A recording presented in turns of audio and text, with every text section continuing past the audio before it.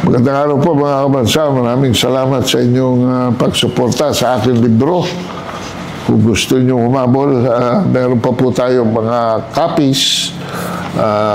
The Power of Poverty, mga kabansa,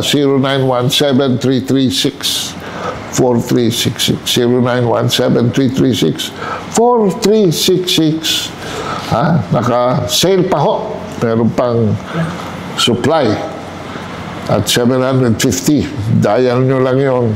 Kasama na doon ang delivery sa inyong tahanan o opisina anywhere in the Philippines via JRS. At mag-subscribe din po tayo, siyempre dito sa ating channel. Ayan. Alright. Naku, ang ganda po ng naging headline, no? Tinatawagan po ng ating pangalawang Pangulo ang lahat ng Pilipino na magreklamo, mag-oppose sa plano ng Estados Unidos to build an ammunition factory in the Philippines. Stressing that the country tayo po, should only act on our own interest and not on the interest of foreign powers. Ang dami naman nilang factory pwede karga dito. Pero bakit ayaw natin dito? Dahil ito po ay magmamagnet ng kapahamakan. Pagka po may nangyari sa gera between Estados Unidos, China o Russia dito sa bandang Asia, o isang magkaroon ng violence dyan sa Taiwan. Akala nyo ba Taiwan ang unang titirahin? Hindi po. Lahat ng US installation dito sa Pilipinas, maging hanggang Guam. Yan po ang magiging immediate target.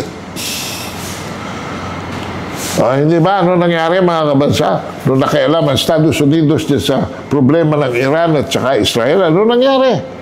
Binomba yung base militar ng Estados Unidos, ng Iran, dyan sa Qatar.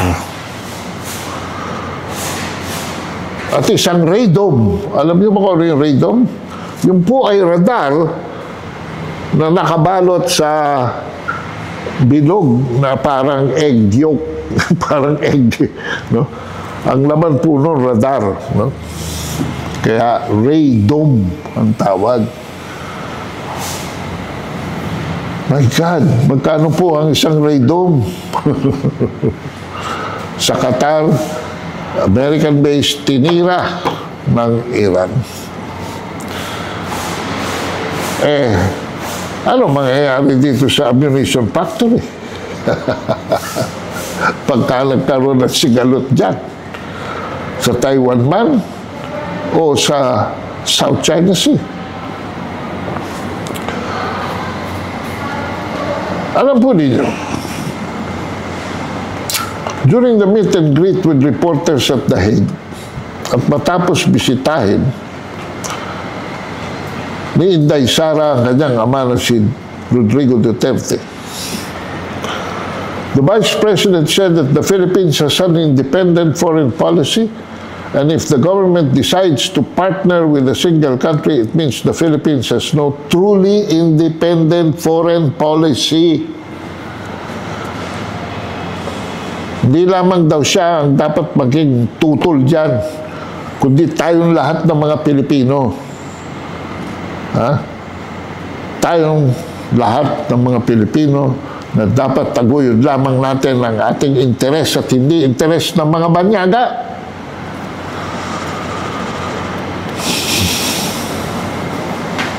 Inatake din niya itong PNP chief ngayon na si Nicolas Torre na tinawag ang mga Duterte diehard supporters na wala rong mga utak and that they are anti-government. Hindi po tayo anti-government. Anti-Marcos tayo. There is a distinction. Hindi po natin ginugusto na masuberta ang ating gobyerno. Gusto nga natin tumino.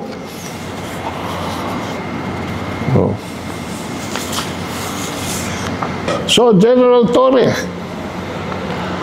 huwag ka na makialam sa politika. No? Law enforcement ka. Oh. Problema, sumasama ka pa sa mga optics. Kala mo ba natatakot kami sa'yo? Oh, ginagamit ka pang ano eh. Kasama mo pa si Lisa sa pag-distribute ng mga relief goods. Nabuko tuloy na wala naman talaga nangyari sa sa Saudi Arabia. Wala namang gusto makapagkita ng OFW dyan kay Lisa Ranete. Gumawa lang kayo ng kwento. Bakit nag-deposit ba? Anong dineposit doon? Tapos pagbalik dito, nag-distribute kayo. Ba't sumasama ka pa sa distribution relief goods? Hindi mo trabaho yan. Ang trabaho mo mag-traffic doon at tumulong sa mga namamaha. Anyway, tigilan na rin yung mga diputado dyan na walang ginawa kundi mag-imbestiga ng mga proyekto ng panahon ni Duterte. Dolomite Beach, ano ba yan? Sabi ko nga, kung gusto yung malaman kung bakit nagkabaha, 0917-336-4366. Umorder kayo ng libro ko. Doon malalaman. Alright. Lahat na lang. War on drugs. Political scapegoating. They don't want to accept responsibility itong Marcos administration. Puro kayo ganun. Puro kayo ganun. Pati yung pagbisita dyan kay Trump. Pinagbitaw niyo pa ng salita si Trump. Samato. It leaves a very bad taste in the mouth. Alam niyo yung toothpaste? Pagka nagamit na, hindi niyo may babalik sa tubo. Ang problema, bakit nagbabaha? Yung Sambeda, Diyos mio, 15 taon ako nag-aaral dyan, mga kabansa.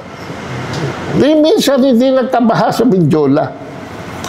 Yung Ligarda, okay, nagkakabahan. Pero this time,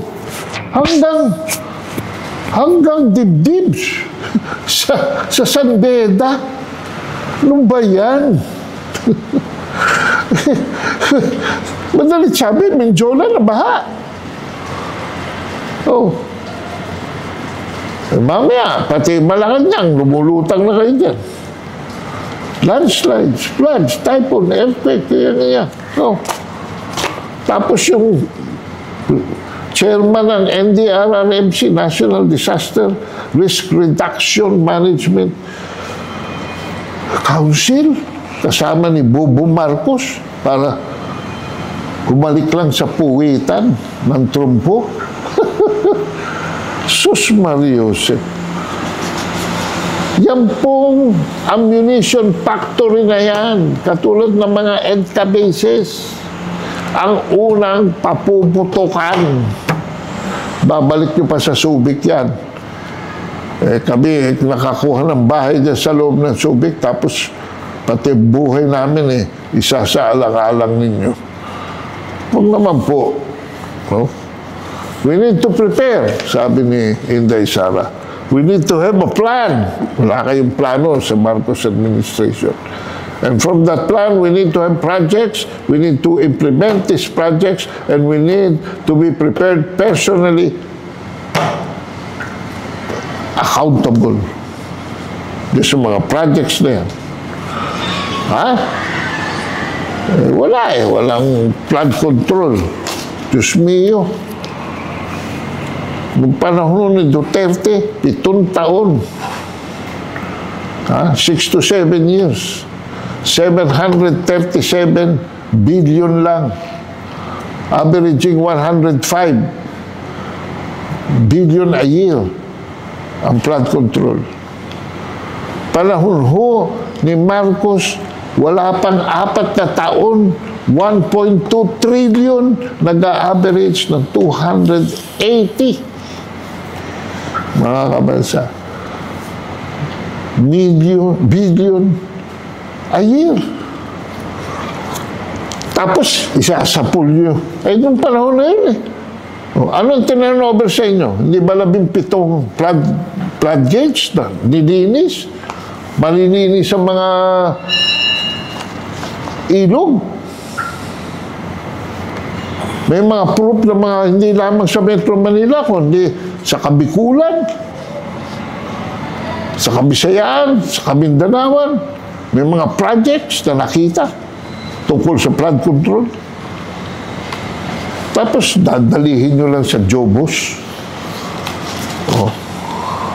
At saka nakikiusap kami dito kay Auntie Claire. Ha? Huwag ka nang sumausaw sa ICC. Dahil yung kaso nasa korte na. Wala ka namang alam dyan. Oo. Bakit? Dinireklamo ka tuloy ni Attorney Nicholas Kaufman. Ha? That you are interfering with the job of his representing. Bakit? Dahil abugago ka? Abugaga ka? Oh, you should know better than that. Ha? Huwag ka lang makialam doon. Iba ang kalakaran doon. Ha? Hindi uubra doon ang paggugurgur. At maraming issue at maraming mga batas na doon lamang pwedeng tinikin. Eh, hindi pa nga nakakapag-present. No?